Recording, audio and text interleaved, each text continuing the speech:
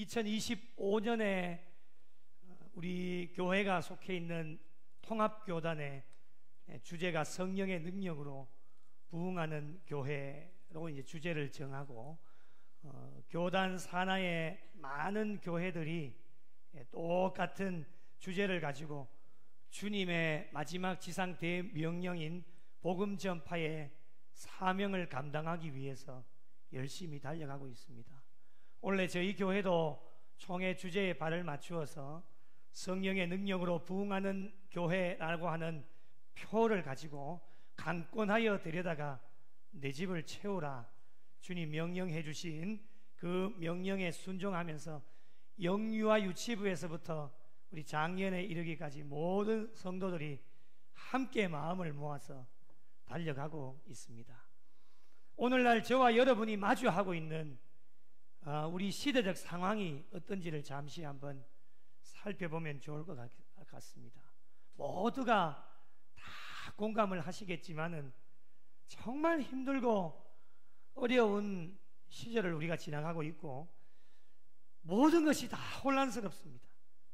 그리고 정말 어떻게 해야 될지 갈피를 잡지 못하여서 갈팡질팡하고 있고, 정치, 경제, 사회, 문화, 심지어는 종교까지 모든 분야에서 자기 탓을 하지 않고 모두가 다 남 탓을 하고 있으니까 걱정과 염려의 수치가 이제 더 이상 올라갈 데가 없을 때까지 다다르게 되어져서 회복될 기미는 전혀 보이지 않는 정말 암울한 현실 가운데 하루하루의 삶을 저와 여러분이 달려가고 있습니다.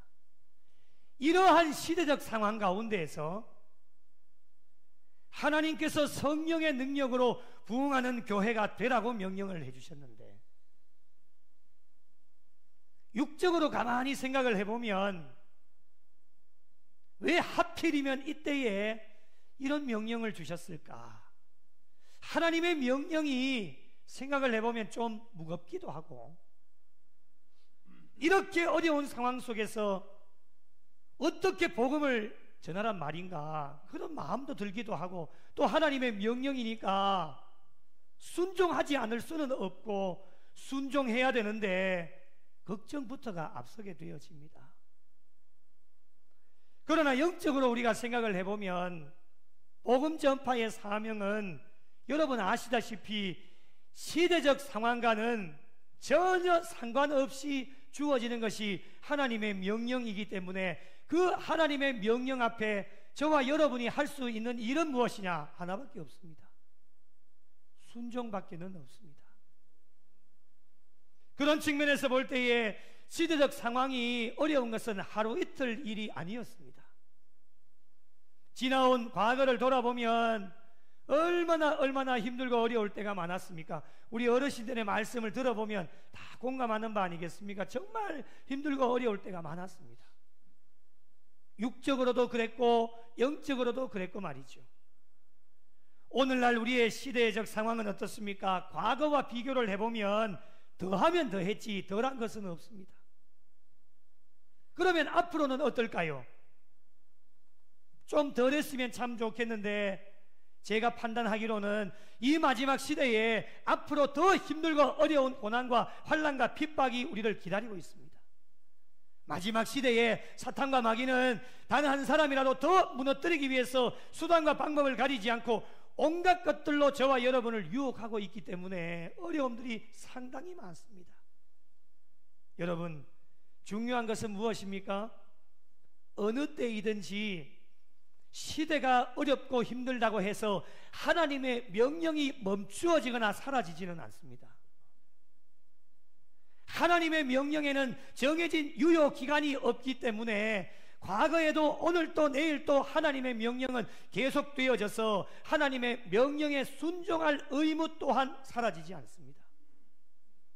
하나님 앞에 핑계대지 못합니다. 주님, 지금 이 시대가 어떤데 너무너무 힘들고 어렵기 때문에 주님 지금 복음 전파의 사명을 우리에게 주셨는데 나는 지금 그거 못합니다. 지금 내 상황이 그렇고 우리 가정의 형편이 그렇고 내 삶이 그런데 지금은 안 됩니다. 이런 핑계 못 댑니다, 여러분.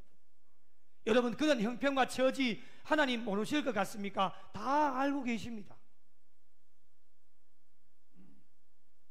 그래서 주님 오시는 그날까지 저와 여러분이 어떤 상황 가운데 있다 할지라도 하나님의 명령에 순종하는 신앙인들이 되어야 합니다. 그렇다면 이렇게 어려운 상황 속에서 왜 복음 전파의 사명을 감당해야 할까?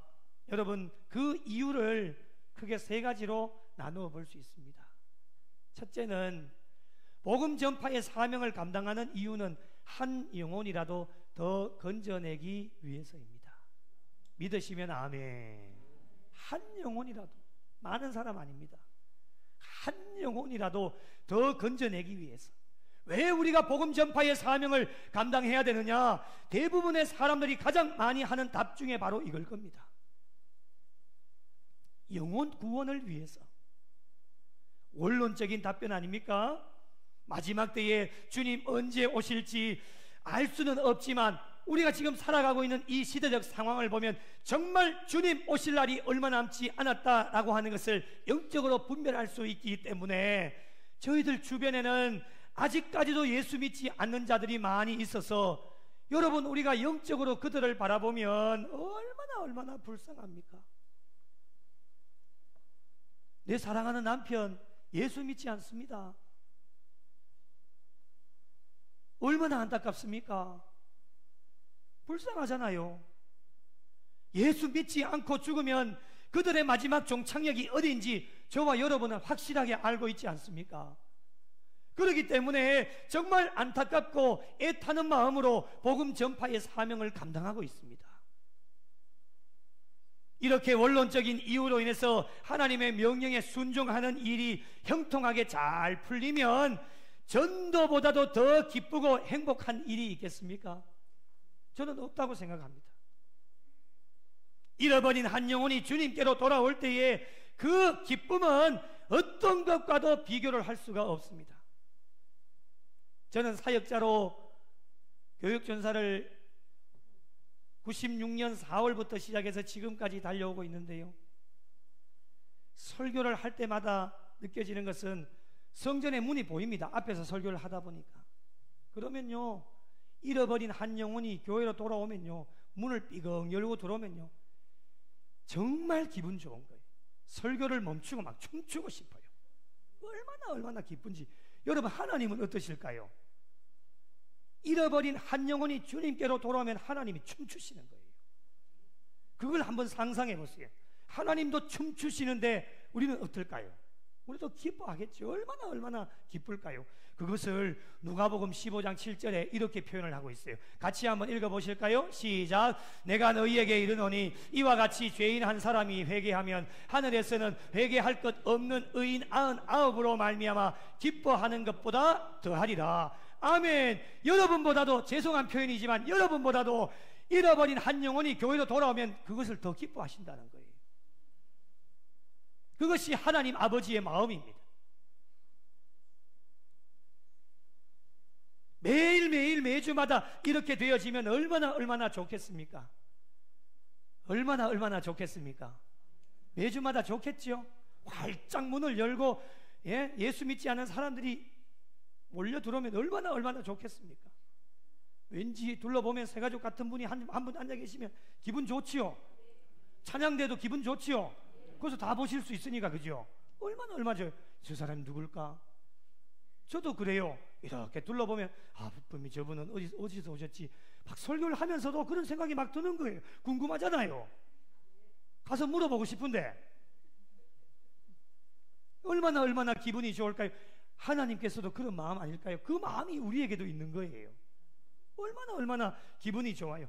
매주일마다 이렇게 되면 얼마나 좋을까? 그런데요, 매주일마다 그래 안 돼요. 잘 되지 않을 때가 훨씬 더 많다라고 하는 것이죠. 그러면 그럴 때에 낙심하거나 실망할 필요가 전혀 없습니다. 늘 말씀드리는 거지만 결과는 하나님께 맡기고 저와 여러분이 할 수 있는 일은 무엇이냐? 복음의 씨앗을 뿌리는 일밖에 없어요. 그래서 고린도전서 3장 6절에서 8절에 이런 말씀이 있죠. 나는 심었고 아볼로는 물을 주었으되 오직 누가요? 하나님께서 자라나게 하셨나니. 7절 그런즉 심는 이나 물 주는 이는 아무것도 아니래요. 아무것도 아니에요. 오직 자라게 하시는 이는 누구시라고요? 하나님뿐이니라. 8절 심는 이와 물 주는 이가 한 가지나 각각 자기가 일한 대로 자기의 상을 받으리라. 할렐루야.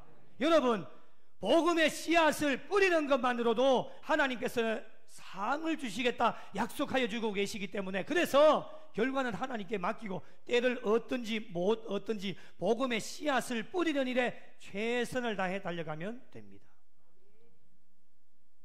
두 번째로 복음 전파의 사명을 감당하는 이유는 나 자신을 위해서입니다. 자, 한번 가슴에 손을 대시고 이렇게 해보십시오. 나 자신을 위해서다.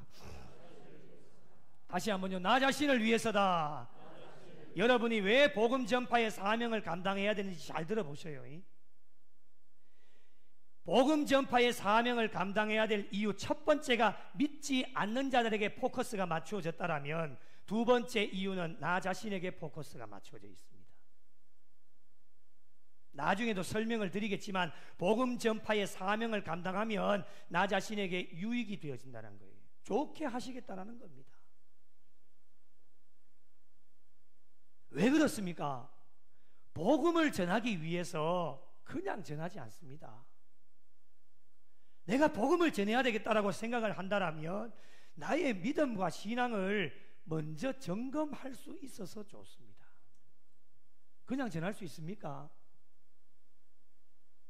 가끔씩 이런 생각을 하는 분들이 계십니다. 복음을 전하는 나 자신이 예수 믿지 않는 자들과 비교를 해봤을 때에 나 자신의 믿음과 신앙이 월등하게 뛰어나다라고 생각하고 계시는 분들이 계십니다. 원론적으로 봤을 때는 월등하게 뛰어난 것이 정상입니다. 당연한 것 아니겠습니까? 예수 믿지 않는 자들보다는 그래도 이 자리에 앉아 계시는 저와 여러분이 그들보다는 믿음과 신앙이 뛰어난 것이 정상입니다. 그러나 여러분, 스스로가 그것을 판단하게 되면 어떻게 되냐? 나의 믿음과 신앙이 좋습니다, 이렇게 이야기하면 교만이 되는 겁니다. 나 스스로가 그렇게 판단하는 것이 아니라 다른 사람들이, 상대방이, 예수 믿지 않는 자들이, 우리가 전도해야 될 그 사람들이 나 자신을 보고 정말 믿음과 신앙이 나보다는 훨씬 더 뛰어납니다라고 그렇게 인정할 수 있는 삶을 사셔야 됩니다. 그것을 하나님이 원하고 계십니다. 그런데 안타깝게도 정상적이지 못하고 비정상적인 삶을 살아가고 있는 자들이 정말 안타깝지만요, 이런 말씀드려서 죄송하지만 교회 안에 늘어나고 있습니다. 세상이 아닙니다. 교회 안에 늘어나고 있단 말이죠.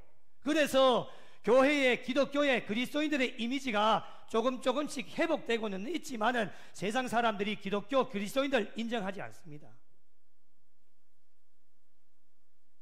나 자신도 예외가 될 수 없겠지요. 오늘날 하나님께서 바라시고 세상 사람들이 바라는 것은, 지금은 내가 세상 것 붙잡고 있어서 교회 나갈 형편은 안 되지만은 예수 믿는 자들, 당신들은 믿지 않는 나 자신들보다는 모든 면에서 뛰어나고 모범이 되어지기를 세상 사람들은 원하고 있습니다. 그것이 무엇이냐? 한 단어로 표현하면 거룩입니다. 거룩하게 좀 살아라. 말씀대로 좀 살아라. 지금 내가 교회 갈 형편은 안 되지만 당신들 경상도 사투리 그 따위로 살아가지고 되겠냐고, 그렇게 저희들에게 손가락질하고 비방을 합니다. 그런 말씀 들어도 싸지요, 싸. 우리가 그렇게 살지 못하기 때문에 그런 것 아니겠습니까, 여러분? 그러나 그렇지 못한 삶을 살아가다 보니까 복음 전파의 사명이 저와 여러분에게 주어져 있지 않습니까? 그 명령에 순종하려고 하니까 어떤 마음이 드느냐? 나 같은 게 뭐, 나 같은 사람이 무슨 복음 전파의 사명을 감당할 수 있냐라고 스스로를 자책하면서 그냥 아예 포기해 버립니다. 내 같은 게 무슨 복음을 전하냐고 그렇게 생각하는 분들이 많아서 아예 전도할 일에는 생각하지도 않는 사람들이 많이 있습니다. 실질적인 통계 자료를 봐도 그렇습니다, 여러분. 그리스도인들이 전도하지 않는 이유가 무엇일까? 목회 데이터 연구소라고 하는 기관에서 조사를 했는데 1, 2, 3위가 이렇습니다. 그리스도인들이 전도하지 않는 이유 1위가 용기가 없어서 25%입니다.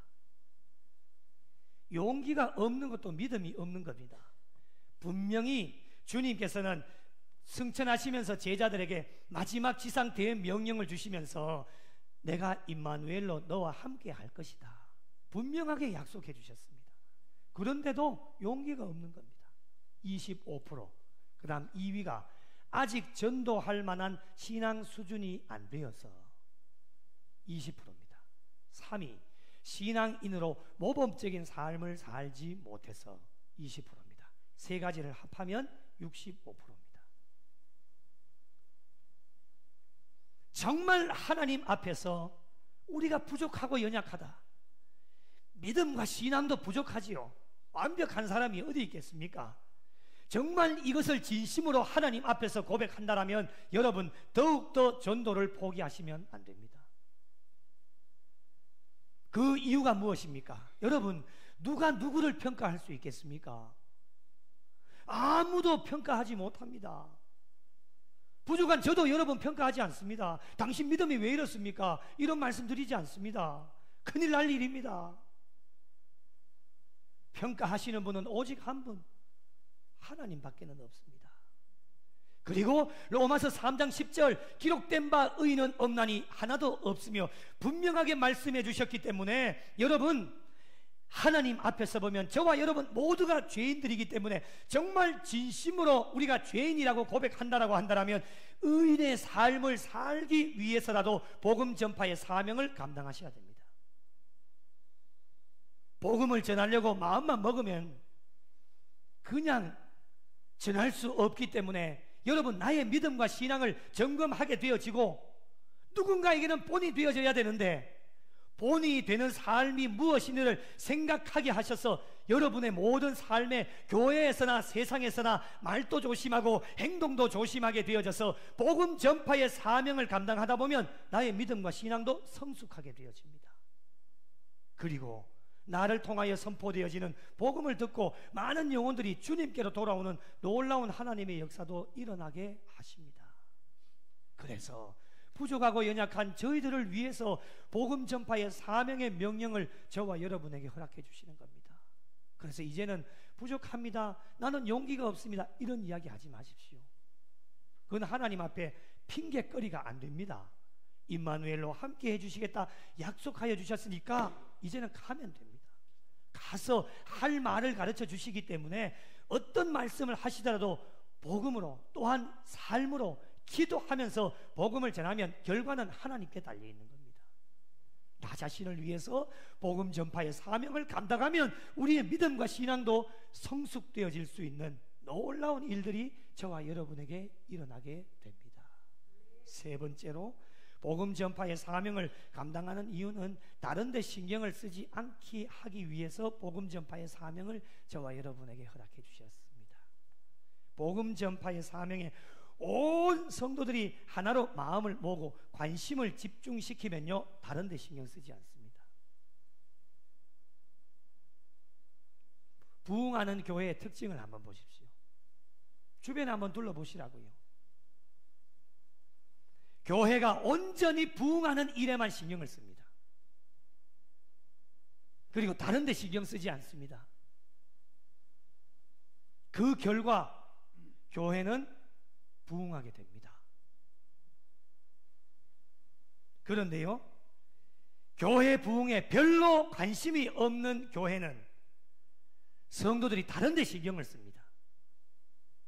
무엇에 신경을 쓸까요? 용서하는 마음으로 들어주십시오.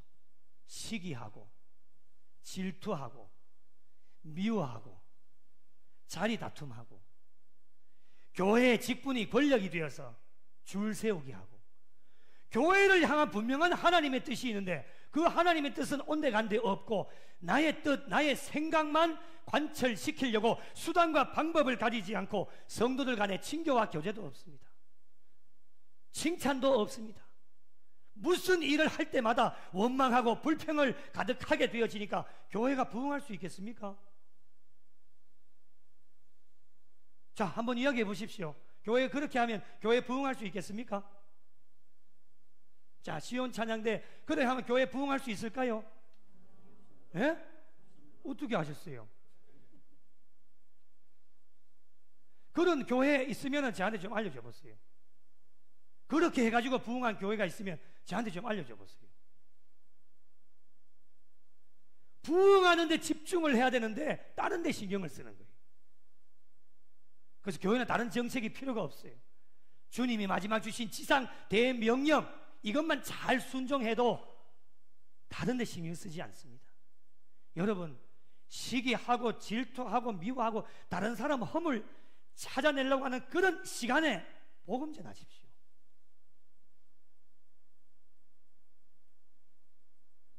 남의 허물 캐내려고 하는 그런 시간에 말씀 한 구절 더 보십시오. 다른 데 신경 쓰면 신경이 그쪽으로 가 있기 때문에 하나님은 그 사람 사용하시지 않고 그 사람 복음 전하지 않습니다. 그런 사람이 교회에 하나 둘씩 늘어나게 되어지면 교회에 부흥할 수 있을까요? 앞에서 아무리 떠들어대도 안 됩니다. 안 돼요.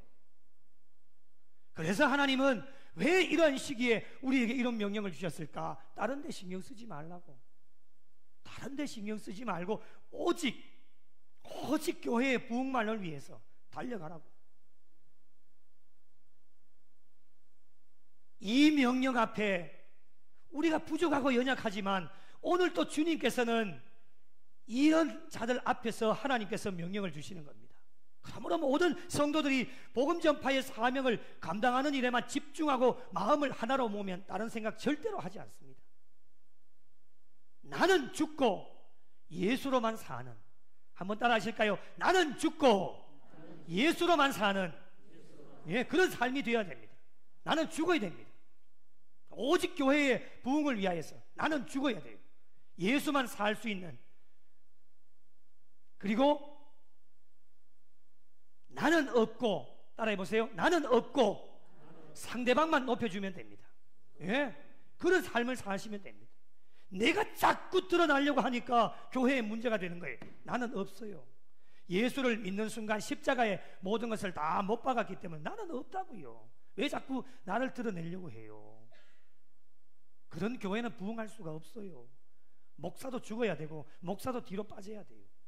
오직 하나님만 최고가 되어지는 그런 교회가 건강하고 때가 되어지면 하나님의 교회에 사람들을 몰려오게 하셔서 지금도 대기하고 있습니다. 여러분, 아멘 좀 하이소. 전 세계 방송 나가는데 구미에서 대기하고 있다니까요. 우리 교회 갈까 다른 교회 갈까 지금 대기하고 있는 분들 한 수백 명 지금 대기하고 있는 줄 믿으시기 바랍니다. 대기하고 있습니다. 그런데 왜 안 오느냐? 우리가 아직 준비가 안 됐기 때문에 그런 거예요. 하나님은 철저하게 준비되어진 교회에 하나님께서 보내주시기 때문에 아직까지도 우리가 부족하고 연약한 부분이 있기 때문에 왜 자꾸 나를 드러내요? 나는 죽고 예수로만 살고 나는 없고 상대방만 자꾸 높여주다 보면 나도 높아지는 거예요. 그런 교회가 되어질 때에 교회는 하나님의 때가 되어지면 부흥하고 성장할 수 있다라고 하는 것입니다. 그래서 오늘 또 주님께서 저희들에게 단 한 영혼이라도 더 건져내라고, 그리고 부족한 나 자신을 위해서, 그리고 다른 데 신경 쓰지 말라고 명령을 주시는데 어떤 명령을 주시느냐? 만민에게 복음을 전파하라. 이 명령은 주님께서 승천하시면서 제자들에게 주신 지상 대명령이며 오늘 이 땅 가운데 모든 교회, 정통적인 모든 교회와 성도들에게 주신 하나님의 명령입니다. 이 명령이 얼마나 중요하냐? 여러분, 이 명령이야말로 위기에 빠져있는 이 나라와 백성들을 건져낼 수 있는 명령이요, 위기에 늪에 빠져있는 한국 교회를 살려낼 수 있는 명령이고, 교회를 떠나서 세상에서 방황하고 있는 잃어버린 양들, 그리고 우리가 작정한 영혼들이 다시금 교회로 돌아올 수 있는 마지막 명령이 하나님의 명령입니다. 얼마나 중요합니까, 여러분? 이 명령 앞에서 부족하고 연약하지만 말씀을 믿고 의지하면서 잘 순종하면서 모두가 한마음이 되어서 달려가면 하나님의 때가 되어지면 교회가 성장하고 부흥하는 놀라운 역사를 우리가 경험할 수 있게 되어지지만, 명령이 주어졌음에도 불구하고 순종하지 못하면 하나님의 책망을 저와 여러분은 피할 수가 없습니다. 이런 자들이 오늘 말씀에 등장하는데 누구냐? 바로 예수님의 제자들입니다. 예수님 부활하셔서 제자들에게 나타나셨습니다. 근데 지금 제자들의 상황이 어떨까? 14절 말씀 보시면 믿음 없는 것과 마음이 완악한 것을 꾸짖으시니, 지금 제자들의 상태가 이렇습니다. 여러분, 제자들이 누굽니까? 예수님 가장 가까이에서 예수님의 놀라운 능력을 경험하고 말씀을 들으면서 그래했던 사람이 제자들 아닙니까? 그런데 제자들의 지금 상황이 믿음 없는 것과 마음이 완악한 것을 주님이 보시고 그것을 꾸짖으신 겁니다.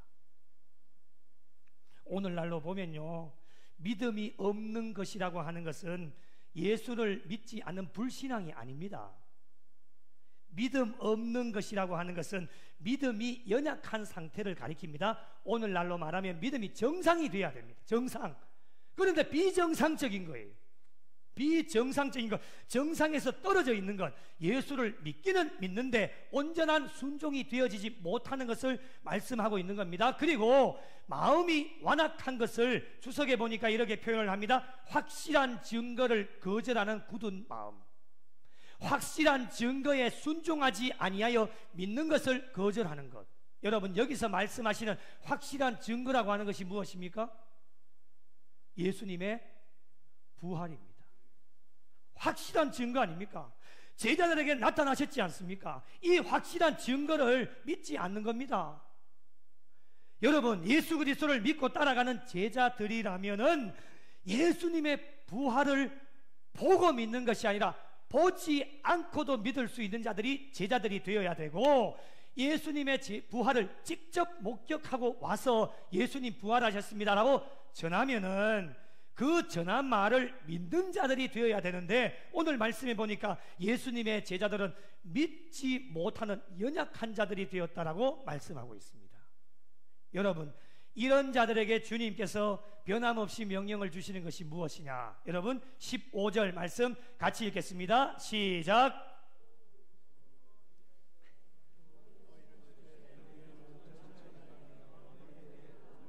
한 번 더 읽겠습니다. 시작. 또 이르시되 너희는 온 천하에 다니며 만민에게 복음을 전파하라. 아멘. 우리 두 번째도 말씀드린 것 똑같지요? 이렇게 연약한 자들에게 다른 것 설명하시지 않고 복음 전하라고. 그 이유가 있습니다, 여러분. 여기서 말씀하시는 복음이라고 하는 것은 여러분 다 아시지 않습니까? 죽을 수밖에 없었던 영혼들, 하나님께서 하나밖에 없는 독생자들 예수 그리스도를 보내어 주셔서 그분을 믿으면 구원받는 것. 이게 복음의 핵심 아닙니까? 여러분, 복음은 복잡하지 않습니다. 아주 단순하고 주님은 길게 설명하시지도 않습니다. 선포되어진 복음을 믿고 세례를 받는 사람은 16절 어떻게 표현합니까? 구원을 얻을 것이요, 믿지 않는 사람은 뭘 받습니까? 정죄를 받으리라. 그래서 여러분, 믿느냐 믿지 않느냐 두 갈래의 길 중에 선택하셔야 됩니다. 선택은 본인의 몫이죠. 복음을 전하는 자가 선택까지 해줄 수는 없습니다. 어떤 것을 선택했느냐에 따라서 마지막 하나님 심판대 앞에서 천국과 지옥이 결정되어진다는 것 우리 다 알고 있지 않습니까? 그래서 선포되어진 복음을 듣고 믿음을 선택하는 자들은 그의 마지막이 천국이요, 믿지 않는 자들, 믿음을 선택하지 못한 자들의 마지막은 지옥이 될 수밖에 없습니다. 그래서 여러분, 이것은 진리이기 때문에 결정되어진 것은 어떤 것으로도 바꿀 수가 없다라고 하는 것을 부자와 거지 나사로의 삶을 보면서 우리가 알게 되어졌던 것처럼 행한 대로 보응을 받고 뿌린 대로 거두게 되어집니다. 그래서 저와 여러분은 하나님의 은혜로 믿음을 선택하였기 때문에 끝까지 이 믿음을 붙잡고 나가야 되고, 부족하고 연약하지만 아직까지 믿음을 선택하지 못한 자들이 저와 여러분의 주변에 있기 때문에 복음 전파의 사명을 잘 감당할 수 있어야 됩니다. 그래서 부족하고 연약하지만 만민에게 복음을 전파하라고 오늘 또 명령해 주시는 겁니다. 여러분, 그렇다면 내가 믿는 믿음이 진짜일까 가짜일까 어떻게 알 수 있을까요? 오늘 17절 말씀에 그 답을 주십니다. 믿는 자들에게는 이런 표적이 따르리니. 하나님께서 기뻐하시는 믿음, 세상 사람들도 인정해주는 믿음을 가지고 있는 분들에게 반드시 나타나는 게 무엇이냐? 표적이 나타납니다. 어떤 표적일까요? 17절 계속 보시면 곧 그들이 내 이름으로 귀신을 쫓아내며 새 방언을 말하며, 18절 같이 읽겠습니다. 시작. 뱀을 집어 올리며 무슨 독을 마실지라도 해를 받지 아니하며 병든 사람에게 손을 얹어 즉 나으리라 하시더라. 아멘, 할렐루야. 이러한 표적이 저와 여러분 모두에게 나타나시기를 예수님의 이름으로 축복합니다. 믿지 않으면 어떤 표적도 일어나지 않습니다. 저와 여러분의 삶 가운데 표적이 있으십니까? 여러분의 삶을 한번 돌아보십시오.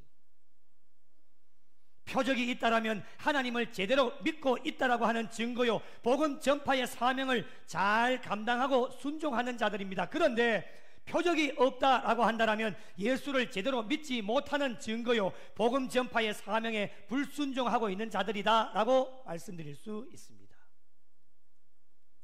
불순종하는 자들에게 오늘 또 주님은 명령하십니다. 만민에게 복음을 전파하라. 복음 전파의 사명을 감당하려고 여러분 마음만 먹으면요, 예수님께서는 가만히 계시는 분이 아니십니다. 예수님께서 공생의 사역 동안에 행하셨던 놀라운 능력을 저와 여러분에게 허락해 주십니다. 여러분, 제자들에게 둘씩 짝을 지어서 동네 방방곡곡에 보내면서 복음을 전하라고 하실 때도 그냥 보내지 않으셨습니다. 예수님께서 가지고 계시는 권세와 능력을 허락해 주셔서 복음을 전파하게 하신 것처럼 탁월한 효과를 드러낼 수 있도록 하나님께서 능력도 저와 여러분에게 더하여 주십니다. 일석이조 아니겠습니까? 복음을 전하라고 하는 이 명령에 순종하면 저와 여러분의 믿음과 신앙도 성숙되어질 수 있고, 저와 여러분의 삶 가운데 놀라운 표적이 드러남으로 말미암아 나로 인하여서 많은 영혼들이 주님께로 돌아올 수 있게 되어지니까 일석이조가 아니고 무엇이겠습니까? 사랑하는 성도 여러분, 힘들고 어려운 상황은 계속되고 있고 만민에게 복음을 전파하라는 하나님의 명령도 계속되고 있습니다. 무엇에 집중하고 관심을 기울여야 할까 늘 고민도 되고, 하나님과 세상에서 오늘 또 갈등을 하고 있습니다. 무엇이 먼저일까? 무엇에 우선 순위를 둬야 할까? 머리로는 다 알고 있지만 막상 삶으로 실천하려고 하니 갈팡질팡 이리로 갔다가 저리로 갔다가 자책하면서 그렇게 신앙의 삶을 달려가게 되어지는데, 변함없는 진리는 먹고 사는 것도 중요하지만 하나님의 명령이 항상 우선순위에 있어야 하기 때문에 믿음 없는 것, 마음이 완악한 것은 주님 앞에 다 내려놓으시고 만민에게 복음을 전파하라 하나님의 명령에 순종하면서 달려갈 수 있는 믿음의 사람들이 될 수 있어야 될 것입니다. 그리할 때 믿는 저희들을 통해 하나님의 놀라운 표적과 역사가 나타나게 되어져서 만민에게 복음을 전할 때에 문 영혼들이 저와 여러분을 통해 주님께로 돌아오는 은혜를 체험하게 되어집니다. 이 놀라운 은혜를 올 한 해 한 분도 빠짐없이 모두가 경험하는 성도들이 되시고 끝까지 저와 여러분의 믿음을 지키셔서 주님 오시는 그날에 주님을 기쁨으로 맞이하실 수 있도록 하나님께 영광 올려드리시고, 남은 여생도 만민에게 복음을 전파하라고 하는 그 명령 앞에 순종하며 달려가셔서 남은 여생도 주님을 기쁘시게 해드리고 저와 여러분을 통해 저희들의 빈자리가 차고 넘치는 하나님의 놀라운 능력과 은혜를 경험하실 수 있는 우리 구미 영락교회와 속하여진 모든 성도들이 되시기를 예수님의 이름으로 간절히 축원합니다. 없는 세대 가운데 빛을 잃은 세상 향하여 진리의 등대로 세우신 몸된 교회 복음의 능력 나타내소서. 예수의 흘리신 보혈로 사신 교회 십자가 사랑만 증거하는 교회 죽어가는 영혼 살려 일으키고 가난한 자에게 나눔과 섬김을 주의 교회를 새롭게 하소서. 말씀으로 성령으로 주의 교회를 부르시키소서.